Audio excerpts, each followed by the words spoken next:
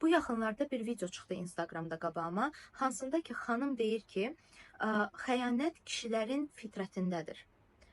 Mən bu cümləni biraz dəyişmək istəyirəm. Xəyanət sadəcə kişilərin deyil, bütün insanların fitrətindədir. Həm qadın, həm kişi. Biz bəzi şeyləri başa düşmürük. Baxın, Allah bir tərəfdən bizə xəyanətə meyillilik və onu tətikləyən bir nəfs verib. Amma bunu idarə edə bilmək üçün bu tərəfdə də bizə ağıl, iradə, seçim etmək və düşünə bilmək bacarıqlarını verib. Bizi heyvanlardan fərqləndirən bu bacarıqlardır. İndi bir şey deyəcəm, amma mən xahiş edirəm, daşlamayın. Ailəli bir insanın, kişi və ya qadın, heç bir fərqi yoxdur. Başqa bir qadına, başqa bir kişiyə marağının oyanmağı çox normaldır. Deyim niyə? Çünki ailə həyatı monotondur, problemlidir, konfliktlidir, çətinlikləri çoxdur və o qədər dərdin içində sən özünü boğulan kimi hiss edirsən. İstər-istəməz işə gedəndə, bayıra çıxanda, əgər hər hansısa bir kişi gəlib sənə kompliment deyirsə, sən xanım olaraq, yəni bu sənə çox təsir edir, xoşuna gəlir.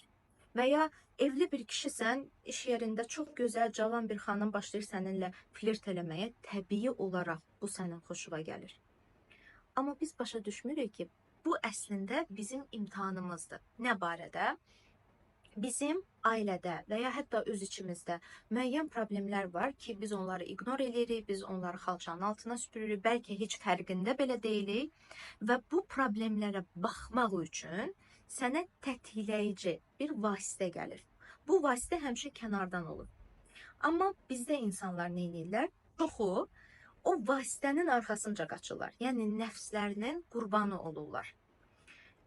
Yetişkin psixologiyalı insan belə bir momentdə başa düşür ki, bu mənim imtihanımdır, mənim nəsə ailəmdir. Mən ailəli ola-ola əgər mənim başqasına bir marağım yaranırsa, deməli mənim ailə hissəmdə bir problem var və qayıdır o kökü həll eləməyə çalışır.